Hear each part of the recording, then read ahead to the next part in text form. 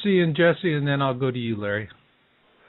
Well, we did a video yesterday, Marshall, about the update.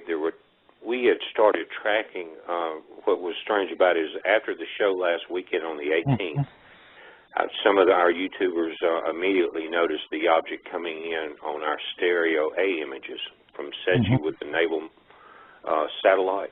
Right. And so we did an update. We have been updating it since the 18th. So in New Mexico, we had two astrologers on the 22nd decide to break out their telescopes, and they did 2-day imaging from the 22nd and the 23rd there. Jesse, is that astrologers or astronomers? Excuse me, Marshall. It's been a long day. It's astronomers. Excuse me. Thank you for... That's how you pronounce it. Look, keep me straightened out. Things are happening so fast. Yeah, exactly. Two astronomers. Now, and what they did was they did 2 days of snapshots so they could compare movement. And that's how you do it. You have to compile the images and look at the change in motion with the star field behind you. And what they did was detect a gas cloud. And they put it up on Space Weather. We put a video up about it, and they showed the movement of the gas cloud. It had the blue halo in it, and it was tracking with the JPL model. And so they determined that it was the remnants of Elenin. And so, but now the object we're tracking on stereo on the A satellite actually has it's not just a gas cloud. It has a interior solid mass. And what they did today was come back with those same images in the infrared spectrum, Marshall, and it was showing that the gas cloud was short on one end and fat on the other, just like the wingtip of a plane, like you would see. In other words, it was tapering back from one end. So it's detecting there is an object there. And so we're tracking, keeping that updated, and it's right there. You can go and look at it for yourself. All right. All right. And Larry Prescott of the Elenin research team. And Larry, I know you and Ed have really been busy with chit-chat and following on all this. What have you got? Well, I think this is interesting in that it reckons back to when I worked with Ed and Richard, and we were all talking and predicting about this gas and the type of gas that was going to be around Elenin. And I believe it was Richard or Ed pointed out that it was going to be hydrogen cyanide. Do you remember that? Mm-hmm. And anyway, and so now, and then I'm looking at Jesse's video, and he's saying the same thing. He's pointing out the hydrogen cyanide. Jesse, I don't know if you knew that when we were all talking about this back then, but I find it interesting now that's where I got the information from, Larry. Well, very nice, thank you. But anyway, it's kind of cool to see that in one sense come to pass. And now the other thing it's kind of interesting to see if it happens is what Jesse was referring to in the electrical nature of it. That how if it could illuminate not necessarily a big explosion, but an illumination. And I'm just kind of curious if that might be a bright blue. But again, we'll see. But the most interesting thing I want to throw out real quick, guys, is that I just find it so interesting that on November 8th, that asteroid comes within, what, 200,000 miles of Earth, like within the moon orbit, and just kind of like no fanfare or whatever. Why U-55? There's not much fanfare on any of it, Larry. If you don't go to YouTube and listen to you guys or go to YouTube, there's no fanfare about it at all. And what you pointed out was it's 0.9 LD, the comet is. That's less than 1 lunar distance. And when you get within that distance, when you're that close to Earth, the gravitation of Earth has a tremendous change on the projected path. Well, that doesn't make me feel better. Well, that's what I'm just kidding. I know what you mean. Right. Yeah, but I think that, what I'm interested in seeing is the overall pattern of comets that are now being observed. and particularly sun grazers and sun impactors. What are the two of you guys seeing on that that's different? Larry, I'll throw that one at you, then back to Jesse. What am I saying in terms of identification of them? Frequency, severity. Well, I tell you what, it seems like trends. there's a whole lot more of them. I think Jesse in his one video was, that may be touched upon later, that he was remarking how there's quite a number of them out there right now. And it's like, NASA can pick and choose the ones they want to report or casually mention on a flyby later. So I guess the answer to that, there seems to be a lot more. Then you can take that beyond, okay, now what's causing all this? Yeah. What's causing all that? That's the good question. That one I'll throw back at you, Jesse.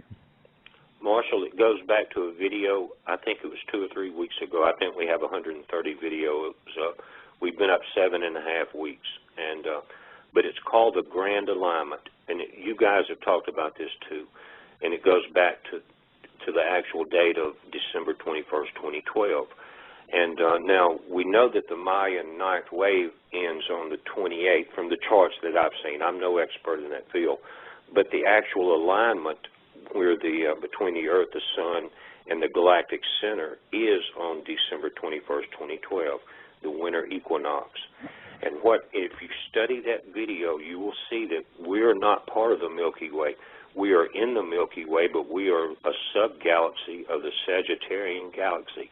We're colliding at an opposite angle with a wing of the Milky Way. And if you remember, the scientists took a infrared telescope with cameras with it was a real high, like 20 millimeter or something, and they mapped all the stars in the Milky Way trail and in our area in the infrared spectrum. Then they put the data together and made maps. I put their map on the video called the Grand Alignment, and it's like two saw blades coming into each other at different angles. When you see the video and those images, I don't see how we're even here now. There's so much collision going on that it will blow your mind. Just take a look at that video. That's going to explain why we're having this extra bombardment. And it's also increasing what I call galactic heat or solar heat. Friction does that, and as you come closer to these objects, then they're combining heat. So we've got multiple forces at play, but this Grand Alignment, I think, is the key to the whole thing. Even more so than anything else we've been looking at, Planet X, Comet Elenin? Well, no, it's the cause of all of that. Okay. You see what I'm saying? If you look at that video, Marshall, and any of you guys out there, you will be amazed at why we're even still alive. We're coming in such a stream of debris. Yeah. It's amazing. The hand of God is over us. And, I would say that there's a good case to be made for that. If there's one thing that I learned, is that we do have friends out there. We may not think of them in the way that we would normally think of as friends, but one of the things that really became apparent to us, especially we were doing channeling research, was there are a lot of races out there. The only way they can connect is through this mental telepathy of sorts, and they're rooting for us. But I think that there's also, you see an awful lot of these other websites out there that are talking about there's active participation. I mean, a classic one is Zeta Talk with Nancy Leader, and she's out there channeling the Zetas all the time. But I mean, that's kind of hard to say. The Zetas told her Planet X would be here in 2003, and we missed the boat on that. And I remember having her on my show, and she said, well, they did it to trick George Bush into launching the Iraq War so that it would drain the economy. And the funny thing is when she said that, I mean, it was maybe back in 2004, 2005, and I remember when she said that, I was going, boy, that's a real stretch, Nancy. That's a real stretch. I'm thinking that. But, it kind of played out that way, fellas. What do you think? Oh, yeah. What do you think, Larry? Oh, yeah. So, what is in terms of the Comet Elenin saga, All right. I mean, I saw, Jesse, you had on your YouTube channel, you did a video on we're going to be passing through the gas tail. And you were concerned about it because, I mean, it's a deadly toxic gas. But the question I have is there enough concentration to be a genuine concern? Well, Marshall, we don't know that. We don't know it. We just got that information a day and a half ago. Mm-hmm. I mean, they confirmed it. And so all we can do is speculate. Now, in the beginning, what they were talking about was with the blue glow as Elenin was incoming. Mm-hmm. That they can determine by the color the type of gas. Mm-hmm. And if you read back on blue and on the cyanide, that's what that comes from. Oh yeah, no, So, we documented that in our video, and I will say that, Jesse, that is a legitimate concern, because when Halley's Comet passed through, I think it was 1910, that caused quite a lot of panic, because it had only been a few decades that they had the ability to do that. All right, right. The spectrometry, and so when they found out that Halley's Comet had hydrogen cyanide, I mean, people were panicking. They were buying the very most early versions of gas masks in those days, Comet pills. There were songs about "I'm going to die when it comes," and people were having let's die with Halley's Comet songs. I mean, that's really cheerful. And so there is, there was really genuine concern, but it passed by. There was no concern for us. Marshall, some of the things that are different now, if I can point them out, is that we have the largest hole in our upper atmosphere ever recorded. Okay? Mm-hmm. The shields are down. That hole is larger than the continental United States. Last night, we had a solar blast that struck our atmosphere. On the Boulder K index registered, I think it was a 7 or maybe a 6.5, but it was a 1.5 higher than that when you looked at the final models. There were red auroras in Alabama and Mississippi. We've never seen them here before. Red indicates the strongest type. Normally you have your blue and green shades. Mm-hmm. Red is the strongest type of energy when it penetrates. We also had a compression of our atmosphere from it. If you'll look at the latest video I did this afternoon after the show, it's called Elenin and the Two Nephews. You'll see the compression effects. The video is from NASA. It's amazing. It's the 2-day-old SETI images of this, and as it approached Earth, and as it approached our atmosphere, and it's what we're so. You've got that. Now, people have asked, why is this the 28th important with the alignment of Jupiter when we do it every 11 years? Well, this time, what it is, Jupiter is not in a perfect circle in its orbit. You see what I'm saying? When it's an elliptical orbit, but the difference between its closest approach to Sun on one orbit and in the orbit now is 50 million miles. Okay? We won't be this close to Jupiter again until 2022. So you've got your solar flares, our shields are down, we've got the magnetic pull of Jupiter dealing with. Now, there's a possibility, and Phoenix 3333, one of the YouTube guys, Marshall, that I think he called in on the last show, is real sharp, and he's talking about a binary twin to our Sun. And that's why we're seeing the images as they appear on the SETI HI1 images.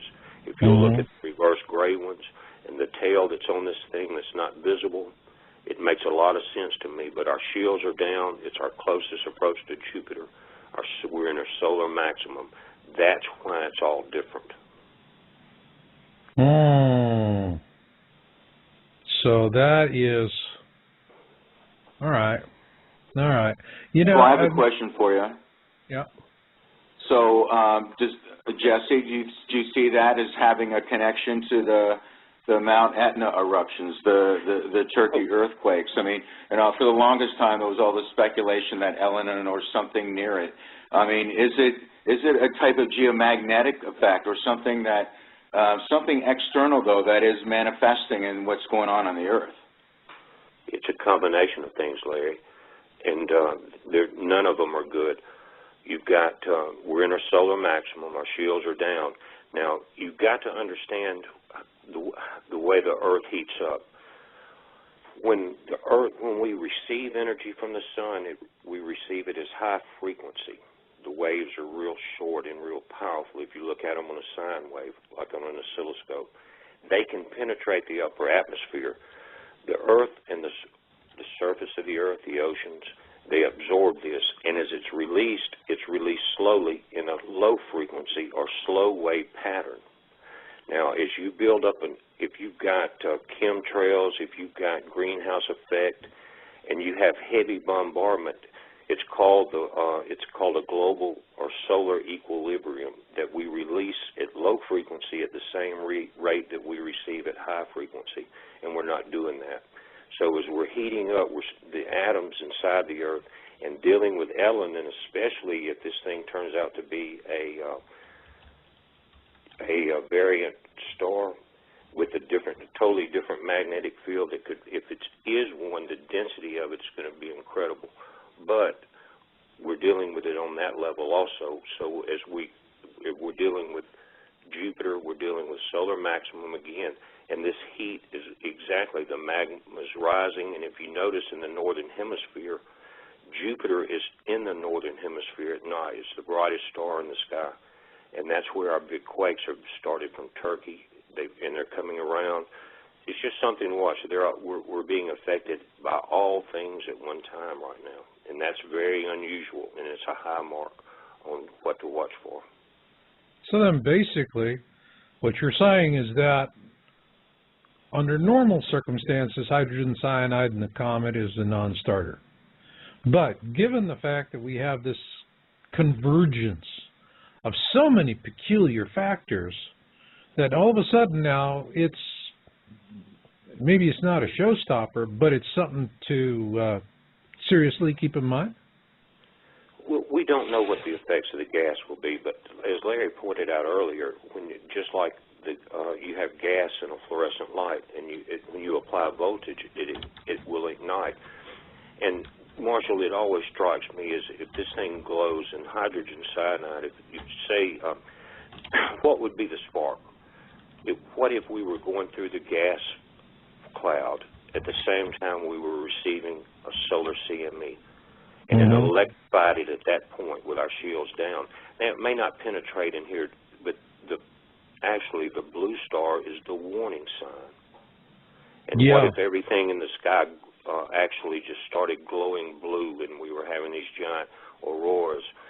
I think it would open a lot of eyes, and that's a possibility. So it's not that just that it could come in and as hydrogen cyanide and kill everybody on Earth with the gas from it. It's what are we? In other words, it's the show. It's the show. It very well could be. Isn't that what you guys talk about? Yeah, Larry, this was right up this is up your alley. Take it, man. Hey, Jesse. Yeah. Let me follow up with you on this because, this is kind of deja vu for me. One of the things that we also kicked around on this, that, again, we were speculating, and I never realized how on target we could have been, is do you know if this hydrogen cyanide cloud will have a polarity? And if so, what is it? Well, listen, today, if you'll look at the updated images, and they're on spaceweather.com, you got to give them the credit, but from the New Mexico astronomers that took the images, again, they did them in the infrared spectrum today, and they posted those. And it is showing one side is much heavier than the other, is almost a object is still there. So the polarity will be determined on that object. But everybody should go and look at the new infrared images of that gas cloud. There's an object there that's not showing up unless you go to infrared. How big an object? It looks just as big as the object we're looking at on SETI, Marshall. In the gray images, the reversals as it's climbing. And today, everybody was trying to point out, and it's so strange that we can talk about earthquakes and volcanoes and everything's real good. You mentioned Ellen, and you get started attacked on your channel. But everybody, the attacks were coming about YU-55. And in the video that I posted before the show, it's called Ellen and the Two Nephews. We point out that it's nowhere near the track of YU-55, and it now has curved left coming back over Earth, just like Ellen would. Hey, Jesse. Yeah. What do you think? I mean, I copied you on that one email, that link I got from JPL, and it showed YU-55 coming in, and it's like amazingly they're saying, yeah, it's coming in inside moon orbit, and it looks like it's not. I mean, it's one thing passing inside the moon orbit, but it looks like it's not passing that far from the moon. Is there a level of risk there as well, or is that unwarranted? Well, I think, isn't it listed as 0.9 or 0.8 LD, which is less than 1 lunar distance? Well, it's 0.85 lunar distance from YU-55 to the Earth. But what I'm saying is, if you look at that video, you'll see how when it's coming in moon orbit and then crossing back out, it's like running just behind the moon. Right. Now, anyway, I just thought that was a little bit close, that's all. Well, and what you're right on, because what you're going to have is all of a sudden as it gets closer, just like you have when a comet comes around the sun, it uses that to throw it back out into orbit, the gravity. Well, and so that points out that when you get an object that close incoming, the gravity of the Earth and the Moon are going to change its track. And it's going to be pulled into it just like a sun-diving comet. And that's going to be just one of the things we're looking out for. You know, that's not, I mean, it could be big. This thing is, I think, 180 meters, which is almost 2 football fields. Hey, Jesse, is it true then that the current trajectory of the gas cloud is blowing, or if you will, across YU-55 right now in outside orbit toward the Earth? Is that true? I don't know. Because I don't know we've had that so could much have like almost an effect of blowing it outward, and we don't need that much of an effect anymore. But I saw that as well, and I thought that was kind of interesting, and I looked it up, and it is in that type of trajectory, but I can't be sure. You know, maybe I'm wrong. No, that's a good point. But what I'm saying is there's going to be so many things happening so fast, we're not going to be able to keep up with them. So we just yeah. Oh, boy. Oh. There's no way. I mean, we would have to have a 20-team staff on a cable news channel, live 24/7. But it seems like an amazing congruence of events. It's almost like it's scripted. It's just weird. Well, we're that generation. And a lot of people know what I'm saying when I say that. We're the last generation. Hoorah. So, you know, what can you say? That's what the Bible says. Well, I mean, look, there's a lot of prophecy that converges on these times. And, boy, that's one thing that I have seen over the years, and it was really stunning for me, especially in the early years when we were doing this, was because prophecy was the last thing I turned to. A lot of people go, you know, prophecy first, and they start shopping around on the science. We were just trying to understand global warming, and that led us in this direction. This was a purely scientific research. And then as we started looking at not only prophecy, we went for folklore as well, all right, ancient historical accounts, and all of that stuff. I mean, those people were telling us these are the things that are going to happen in this time. One of the things they definitely always have said is that it's going to, this object's going to sneak up on you. It's not going to be something that you see it coming for a long time from far away. That when this thing does show itself, it's a rather sudden appearance. And that it looks like a second sun in the sky, and it will cause a huge amount of fear and panic. Now, with that in mind, all right, looking at Comet Elenin, let's talk about the Hopi prophecy. We have the blue star Kachina, we have the red star Kachina. Everyone's heard this. I'll just be real quick about it. Blue star is the harbinger. It gives us a good shaking, but it's the red Kachina that's really going to rock and sock. And that could come, I don't know, maybe a year afterwards. But if it is the red Kachina, blue Kachina prophecy, red Kachina obviously is going to be something like Planet X, which is right now, our position is still that it could be anything. It could be a massive comet. It could be a brown dwarf in a mini constellation. You just have to be open-minded, other than to say there's things out there that are happening, and what is unquestionable is our sun is responding to it. Now, Elenin is coming close in this period of time. It's going to be passing us close by. And the Hopi prophecy is very clear. It says that the blue Kachina will unmask itself when it dances, all right? Which means we don't see it coming. All of a sudden, boom, it is there, and it's got its front stage and center. Now, given the amount of time that we have between now and, in our video, we projected that the concern on this would go until the first couple of weeks of January. So between now and the first couple of weeks of January, what I'd like for you guys to do is talk about what could actually cause Elenin, if it is the blue Kachina, to unmask, to be this big blue honking whatever in the sky that says, folks, we're in poodoo. We're in deep kimchi. There's problems. And then also, not only looking at that, but there's other prophecy, not the blue star Kachina prophecy, that talks about a house falling out of the sky. And the only one left right now is the International Space Station. Although I know the Chinese, I believe, are in the process of doing something with their own station. But all of that being said, Larry, from what you're seeing, what could trigger a sudden unmasking of a large bluish object that scares the holy living bejesus out of us? Well, I would just say the obvious, in that from what I've learned so far from everyone, and that if that gas could ignite or illuminate in some way, that this is again like deja vu. I had this discussion with Richard, that I asked him specifically what color would it glow. He's so detail oriented. He went blue, and I thought, oh wow, that's kind of interesting. So again, that could be huge in how that would appear in the sky, considering how close it would all be, and then that starts the chain of events. If you want to go with Hopi prophecy, as we again discussed before, starts the chain of events as you just described, Marshall. They talk about a dwelling place in the sky will fall. And back then we even talked about, well, geez, could that be the International Space Station?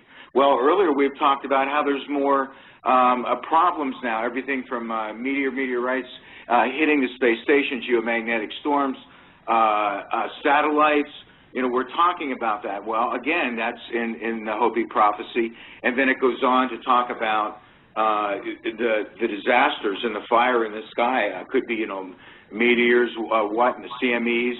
It goes on to describe that. So, I hope it doesn't play out that way. But if it does, that's how perhaps it could. Oh, I agree with that. Now, let me give the audience out there a couple of interesting tidbits, okay? And let's talk about something called LEO. No, it's not a band from the 70s. It's low Earth orbit, all right? And low Earth orbit is an area of space above the Earth that's about anywhere from 100 to 1,200 miles approximately above the Earth. All right, exactly, it's 100 to 1,240 miles. For those of you in Europe, do your own metric conversion.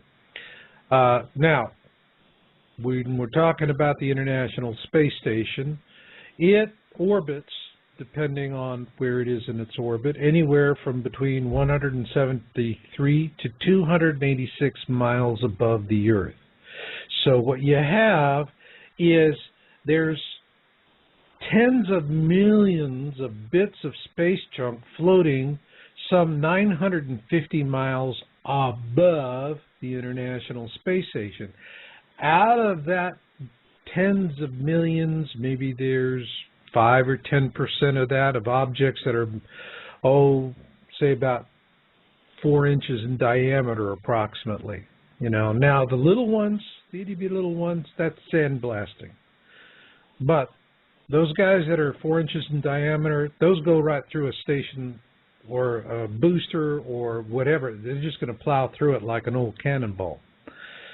Now, we have a couple of satellites, and you know, this is really helpful because before the show, Larry, you sent me on some interesting stuff. We've had 2 satellites, Rosat, which is German, and then before that was ERS-2. One was the size of a bus, one was the size of a minibus. I love these precise distinctions. And but both of these things came crashing down. Now, I was watching CNN when they were talking about the Rosat coming down, and I never saw anybody trying to go ha ha ha so hard, and meanwhile inside they're going, what the heck am I seeing? All right, and these 2 gals that are announcing this, and I mean, it's like they're putting on the face. I mean, I work with CNN, and I understand how it's done, and they're going through the headsets, and they're going, put a happy face on it, fluff it up, fluff it up, fluff it up, and that's what they did, and they're ha, ha, ha, ha. Oh, another satellite fell out of the sky, ha, ha, ha, ha, ha. Boy, that happens. It's like, and they're doing this nonsense, and I see them do that so often. I remember when the volcano in Iceland that shut down air traffic out through the whole northern hemisphere, when it popped off, the guy on CNN was going, we're going to have beautiful sunsets. Like, right. Go tell that to everybody stranded in, you know, in the airports, can't get a flight home, you know, to ask them about the sunset. So we get this happy nonsense, all right? But we've got a lot of junk up in space. Tens of millions of pieces, anything from the size of a grain of sand all the way up to big honking boosters and whatnot. And the space station has got most of all of that junk on top of it. Hey, Marshall, is that still manned right now? It is still manned. And, you know, what they said was that they were planning to possibly de-man the station in November. Then they came back and said, well, maybe December and this and that and fidge and fart and fidge and, you know, whatever, they're going back and forth. It hasn't been demanded yet, although I think when the time comes, everybody's going to scramble for the Soyuz capsules, and that's it, you know. We're bailing out. Goodbye. But we got this comet coming in. Let's kind of pull these other facts. It's loaded with hydrogen cyanide, which means it turns into a big blue flash bulb that goes off, possibly, if it ignites. Plus, we've got a weakened magnetosphere. Plus, we've got all of this increased solar activity. And we've already had a whole lot of stuff that's fallen out of the sky. A couple of huge satellites, namely. And I mean, even the smaller one, you know, it had a 1-ton reflector dish, which would definitely make it through the atmosphere and hit the Earth somewhere. And so, you know, they're all, gee, you know, we're lucky. Isn't it nice that 70% of the surface is water? You know, I'm sorry, this is just not the kind of game I like to play. But with all of this, I want you guys to walk me through a possible scenario between now and the end of this year where events will compile, come together, converge, and we could see an unplanned deorbit of the ISS, the International Space Station, just on a guesstimate, guys. And Marshall, let me address a question that Larry brought up about how the possible ignition of the gas that may cause the blue star Ticino. Now, you got my underlay? Okay. Now, just picture this in your mind. The Earth is passing through just maybe the tail end of the gas cloud, right? Just close enough for ignition point. And then you have an object. It may not be YU-55. It could be any asteroid. There's actually a layered JPL model in our favorites that puts multiple objects right around us right now, 20 or 30 that are right in close proximity. All right, now here, the Earth is going through the tail end of the gas cloud. You have a meteorite come into our atmosphere. At the same time, you've got a solar blast. And what causes gas to ignite? A spark, right? Mm-hmm. A falling star, a falling asteroid. What if it was the space station that had been disabled, and as it burns through the atmosphere, that's the spark as we pass through the gas tail that ignites it, and you see your blue star. You see, wow. So you can tie in your falling house, your blue star. Now, I want to ask you two guys something. On the last video, now, I'm not an expert in Hopi, but I have studied it. I've studied the Indian religions, and they're talking about the 28th of this coming 28th being a day of great spiritual awakening. It's the end of the Mayan ninth wave. Now, they talk about two nephews, and that's stuck in my mind, and there's two objects trailing Elenin that I'm pointing out on our videos. It's on the red SETI images. They're parallel, and they're coming towards Earth, and they're coming fast. Now, what do y'all know about the nephews? Are you familiar with that part of the legend? I know you are. Well, actually, what are the names, Jesse, of the no two one's objects? naming them. And look, Larry, no one's naming them, and so what I've learned to do is throw out what I feel inside, and I'll either get shut down or I'll get informed. But no, so because Marshall described this in fairness in his Hopi Blue Star video. Marshall? Yeah, no, actually there was, now this was tracking that went back some months ago. Yeah, I'm tracking them right now as we speak. You're tracking them now as we speak. But these were also, there were objects in the video that are moving in parallel. And I thought that the Hopi word nephews was very, very an interesting use of word. Because nephew is like an extended family member. You're kind of related, but you're not living together, kind of a thing. But he's bringing them with him, right? They're coming together, right? They're coming. Well, they're coming together. They're on track. All right. Right. And so you actually see them in the imagery from this older imagery. It's in the video. Can't remember exactly the date offhand, but you see these images moving in parallel. So, yes, Elenin it's well documented that it has. They're in the last travel. video I did just before the show, Marshall. I put those images in there as well as what I think is Elenin, and I put the video latest from NASA of the nephews. Okay, now I have one thing. It was something interesting that a Seeker 2 was it wasn't a question in the virtual chat room, but I thought it was a good point that he made. And he said a maser in a comet would not be focused energy, would be mass, but not one in one direction only. Comet Holmes massed, and the color would be blue, as Holmes was. So what about Seekers 2 talking about this as a maser effect? That it could be. Mm-hmm. Yeah, sure. Why not? Hey, listen, Marshall, one of the guys that called in on this show, and I talk about him quite a bit because he's so sharp, his name is Phoenix3333, talking about being a binary star twin to our sun. And when you start dealing with that mass, you're talking on the level of laser. And if anybody will look at the last images of SOHO today, in an Earth projected pattern, it's one of the, we've had these giant shock concussions of these CMEs that just penetrate the entire solar system. The last one today looked like a laser beam directed. If you're looking at stereo A, it's Earth directed. Now it may just be a glancing blow, but when you first see it and if you step it through, it looks like a laser light. It's amazing that you said that. So Seeker 2 really hit something on the nail there. Well, it appears that this object that we're tracking has an unusual effect on the sun as an energy directing. In other words, they have something more than just a planet and the sun would have as far as your electromagnetic gravitational pull. When you go to the highest level of light into your laser spectrum, then you're talking about immense power.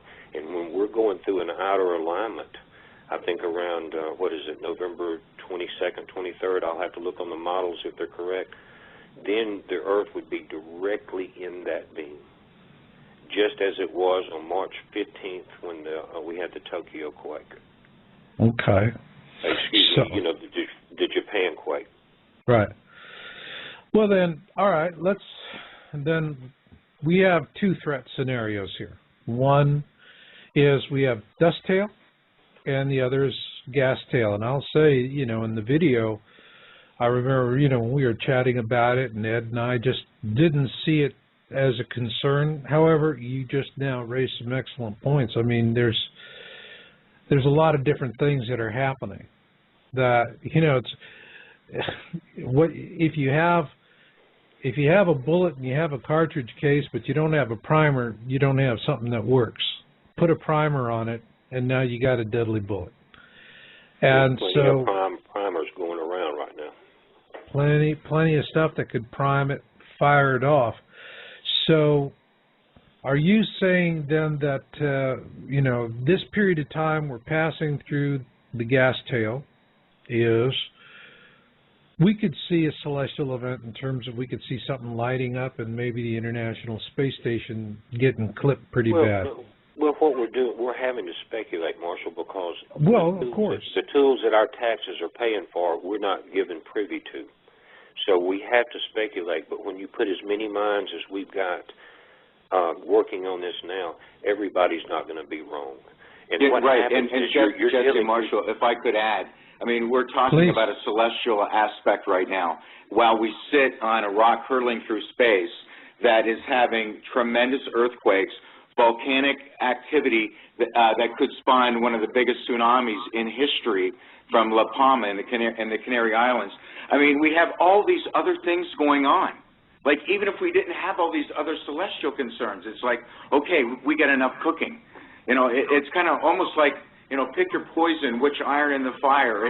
It's amazing, as Jesse put it earlier, that we're still here. I keep thinking of that, Jesse. But you know what amazes me, guys, is how many people still say, well, I don't see what you're talking about. I mean, it's like, do you pick up a paper? Do you read? But then on the other hand, I understand, because the coverage of this stuff in the corporate media it's a very weak dribble at most, and when they do it, they tend to be very dismissive, and they poo-poo it. And I agree with you, Jesse. I mean, it's just really frustrating that we get stuck with the check, but we don't get the steak. Well, Marshall, you know what the irony in the humor in the situation is? There's humor, and there is. Start with that. There is. There actually is. And there is. And the first part is everybody relax. God is in control. The second part is that we've talked about the different rays of the sun and how they can affect DNA structure. Right. All right. Now we've talked about that possibly in the ancient Sumerian text with the Anunnaki, that they did some DNA changes in order to manipulate man into doing their good. I mean, doing their bid, if it was searching for gold or digging gold or whatever. Well, now, I'll say the people or the powers that be have spent all of our money and dug these great big bunkers. They're underground as this light comes through, and our DNA is changed, and we are spiritually awakened. The funny part is, we talked about it on the channel today, is they could come out of the hole if they're not trapped by earthquakes in their own doom and not be enlightened. And we'd have to open up one of the FEMA camps for the slope class because they would not be where we were at. It would have backfired. That's just a thought. No, I think it's a good thought. I saw it. I mean, it's in my book, Crossing the Cusp, I talk about this. I think the only way the elites can survive it is during the worst of it, they're going to have to be under heavy sedation, Hey, Jesse and Marshall, I was through this Hopi thing pretty deep, and if you recall in the verbiage in their text, it talks about those that survive will do it in a spiritual manner, and that those that seek physical shelter will not survive. They actually come out and say that. I thought it was kind of interesting. What an interesting way to approach such a calamity. A spiritual salvation. The Bible says that we'll be changed in the twinkle of an eye, and the in the will be Hopi wishing prophecy, for the mountains to fall upon them. It refers to a spiritual survival versus a physical one. That's exactly right. And that's why if you're underground and you don't experience that, if it is a life-changing event that God is going to do it with, and you're not there, then it just backfired on you, and so be it. Yeah, I agree with that, Jesse. And Marcia, we talked about this earlier with the neutrinos changing the aspect of DNA. Remember that months ago on that show? Yeah. Yeah, well, I mean, this could do what Jesse says, but Jesse, I think you're bordering into the realm of religious, and excuse me if I can be blunt, some degree of religious dogma is saying that those underground would not be enlightened because of lack of the bombardment. I can see how that physically might be true, but I think that it is kind of like severe speculation. It is severe, but when you're dealing with in the unknown, Jesse, it could be a possibility is what I'm saying. Yeah, it is speculation.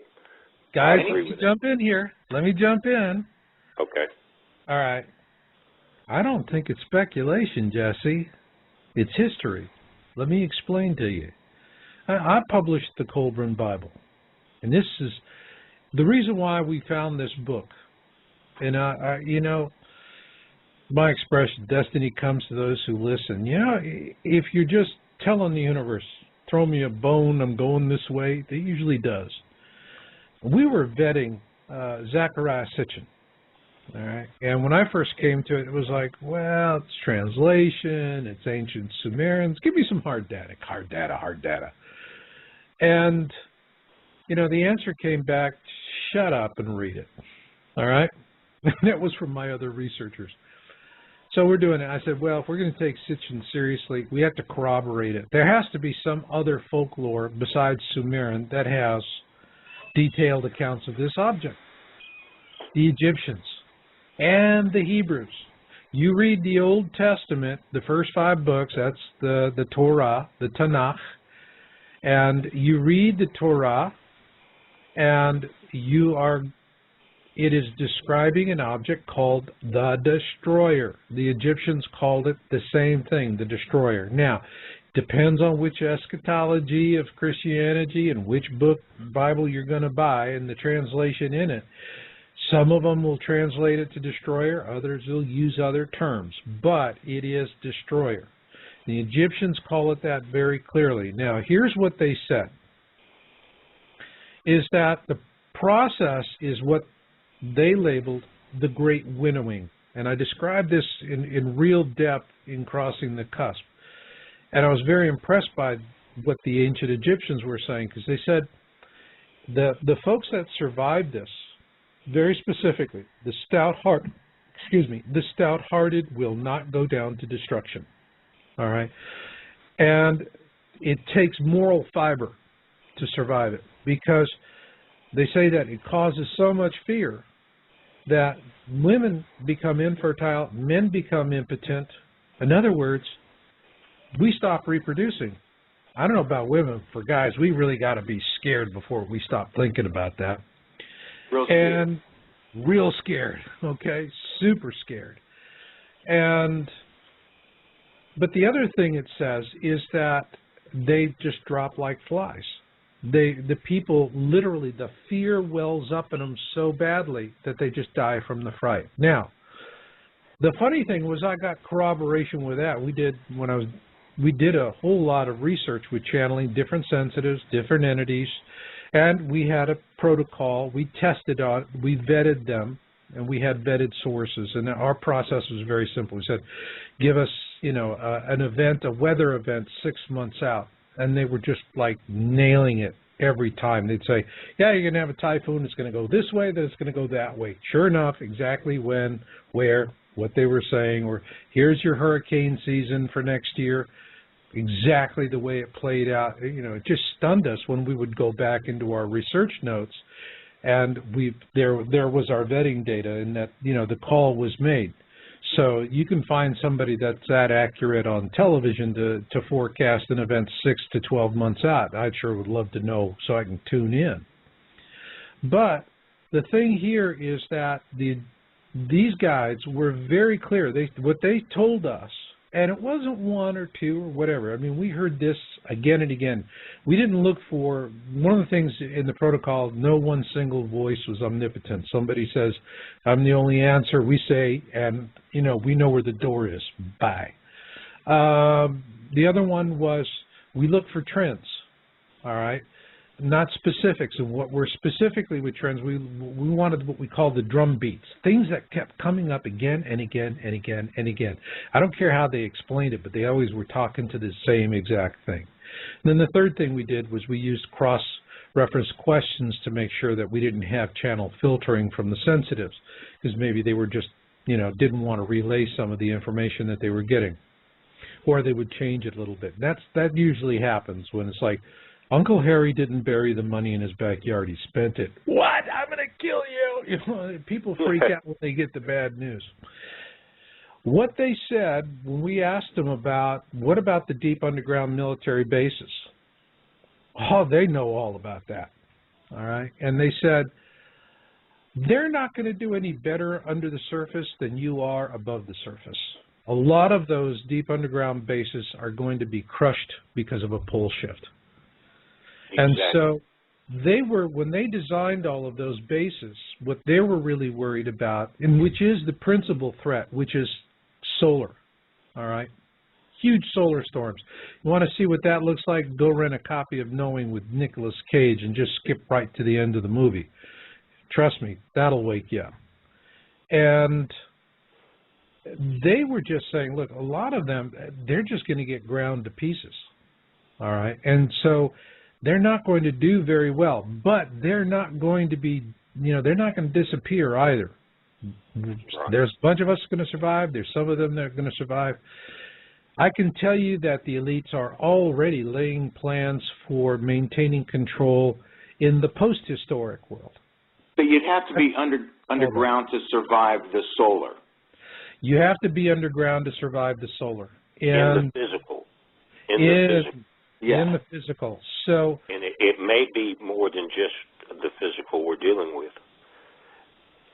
And that's biblical. It goes into the Hindu, the Mayan, the Egyptian religion. I'm a Christian by faith, and I deal with the Bible, but I never close my eyes to the rest of the world. I collect data.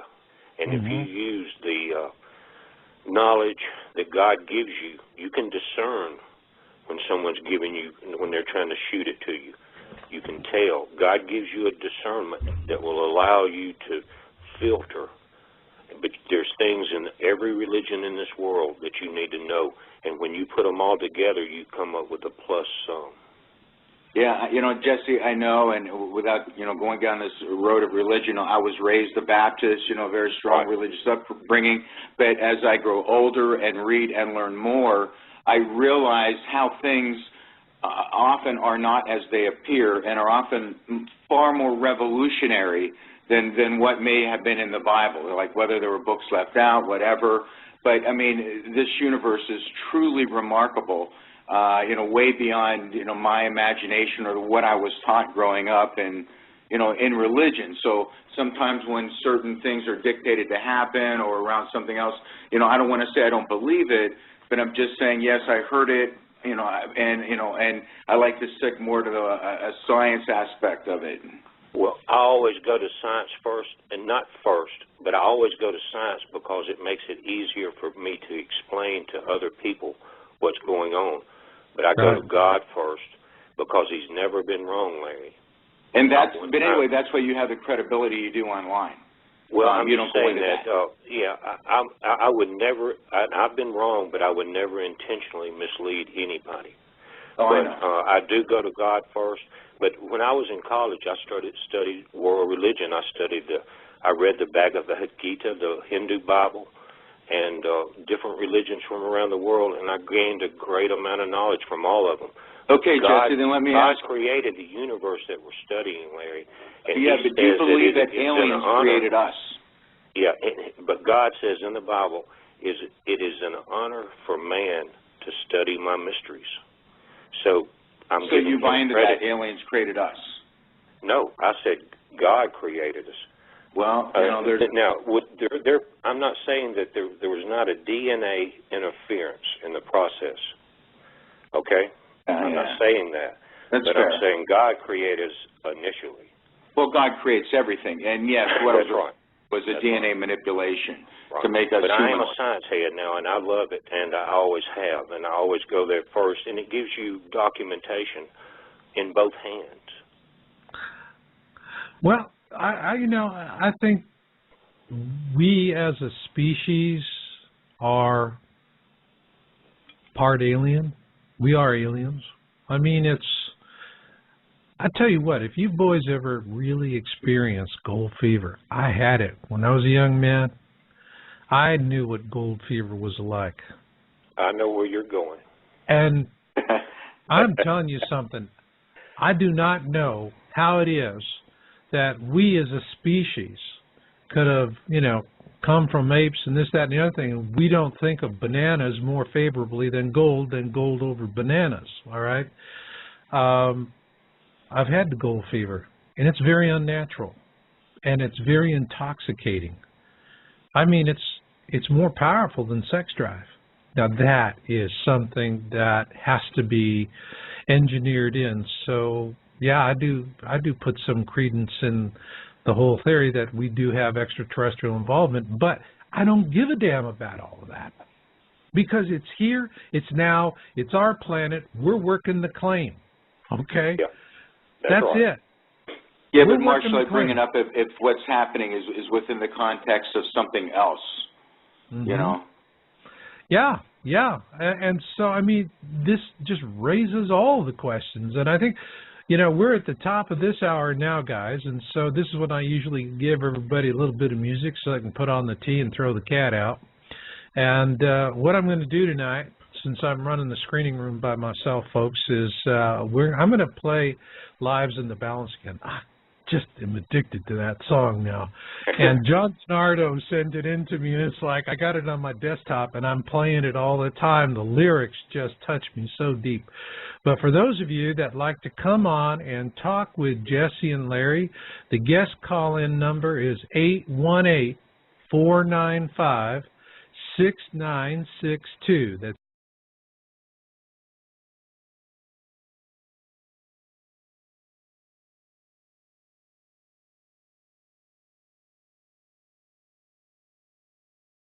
on the A satellite actually it's not just a gas cloud, it has a interior solid mass. And what they did today was come back with those same images in the infrared spectrum, Marshall, and it was showing that the gas cloud was short on one end and fat on the other, just like the wingtip of a plane, like you would see. In other words, it was tapering back from one end. So it's detecting there is an object there. And so we're tracking, keeping that updated, and it's right there. You can go and look at it for yourself. All right. And Larry Prescott of the LNN research team. And Larry, I know you and Ed have really been busy with chit-chat and following on all this. What have you got? Well, I think this is interesting in that it reckons back to when I worked with Ed and Richard, and we were all talking and predicting about this gas and the type of gas that was going to be around LNN. And I believe it was Richard or Ed pointed out that it was going to be hydrogen cyanide. Do you remember that? Mm-hmm. And anyway, and so now, and then I'm looking at Jesse's video, and he's saying the same thing. He's pointing out the hydrogen cyanide. Jesse, I don't know if you knew that when we were all talking about this back then, but I find it interesting now that's where I got the information from, Larry. Well, very nice, thank you. But anyway, it's kind of cool to see that in one sense come to pass, And now the other thing it's kind of interesting to see if it happens is what Jesse was referring to in the, the electrical nature of it, that, how if it could illuminate, not necessarily a big explosion, but an illumination. And I'm just kind of curious if that might be a bright blue. But so we've got multiple forces at play, but this grand alignment, I think, is the key to the whole thing. Even more so than anything else we've been looking at, Planet X, Comet Elenin? Well, no, it's the cause of all of that. Okay. You see what I'm saying? If you look at that video, Marshall, and any of you guys out there, you will be amazed at why we're even still alive. We're coming in such a stream of debris. Yeah. It's amazing. The hand of God is over us. And, I would say that there's a good case to be made for that. If there's one thing that I learned is that we do have friends out there. We may not think of them in the way that we would normally think of as friends, but one of the things that really became apparent to us, especially we were doing channeling research, was there are a lot of races out there. The only way they can connect is through this mental telepathy of sorts. And, they're rooting for us. But I think that there's also, you see an awful lot of these other websites out there that are talking about there's active participation. I mean, a classic one is Zeta Talk with Nancy Leader. And she's out there channeling the Zetas all the time. But I mean, that's kind of hard to say. The Zetas told her Planet X would be here in 2003, and we missed the boat on that. And I remember having her on my show, and she said, well, they did it to trick George Bush into launching the Iraq War so that it would drain the economy. And the funny thing is when she said that, I mean, it was maybe back in 2004, 2005, and I remember when she said that, I was going, boy, that's a real stretch, Nancy. Again, we'll see. But the most interesting thing I want to throw out real quick, guys, is that I just find it so interesting that on November 8th, that asteroid comes within, 200,000 miles of Earth? Like within the moon orbit? And just kind of like no fanfare or whatever. YU-55? There's not much fanfare on any of it, Larry. If you don't go to YouTube, and those kind of guys are go to YouTube, there's no fanfare about it at all. And what you pointed out was it's 0.9 LD, the comet is. That's less than 1 lunar distance. And when you get within that distance, when you're that close to Earth, the gravitation of Earth has a tremendous change on the projected path. Well, that doesn't make me feel better. Well, I'm just kidding. I know what you mean. Right. Yeah, but I think that, what I'm interested in seeing is the overall pattern of comets that are now being observed, and particularly sun grazers and sun impactors. What are the two of you guys seeing on that that's different? Larry, I'll throw that one at you, and then back to Jesse. What am I saying in terms of identification of them? Frequency, severity. Well, I tell you what, it seems like there's a whole lot more of them. I think Jesse in his one video was, that may be touched upon later, that he was remarking how there's quite a number of them out there right now. And it's like, NASA can pick and choose the ones they want to report or casually mention on a flyby later. So I guess the answer to that, there seems to be a lot more. Then you can take that beyond, okay, now what's causing all this? Yeah. What's causing all it? That's the good question. That one I'll throw back at you, Jesse. Marshall, it goes back to a video, I think it was 2 or 3 weeks ago. I think we have 130 videos up. We've been up 7.5 weeks. But it's called the Grand Alignment. And you guys have talked about this too. And it goes back to the actual date of December 21st, 2012. And now we know that the Mayan ninth wave ends on the 28th from the charts that I've seen. I'm no expert in that field. But the actual alignment where between the Earth, the Sun, and the galactic center is on December 21st, 2012, the winter equinox. And if you study that video, you will see that we are not part of the Milky Way. We are in the Milky Way, but we are a sub-galaxy of the Sagittarian galaxy.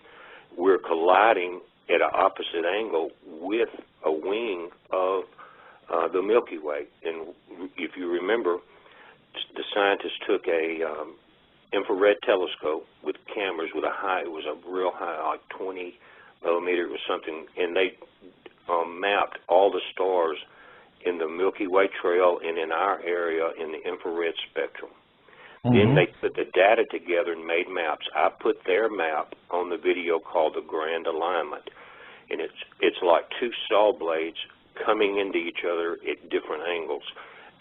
When you see the video and those images, I don't see how we're even here now. There's so much collision going on that it will blow your mind. Just take a look at that video. That's going to explain why we're having this extra bombardment, and it's also increasing what I call galactic heat or solar heat. Friction does that, and as you come closer to these objects, then they're combining heat.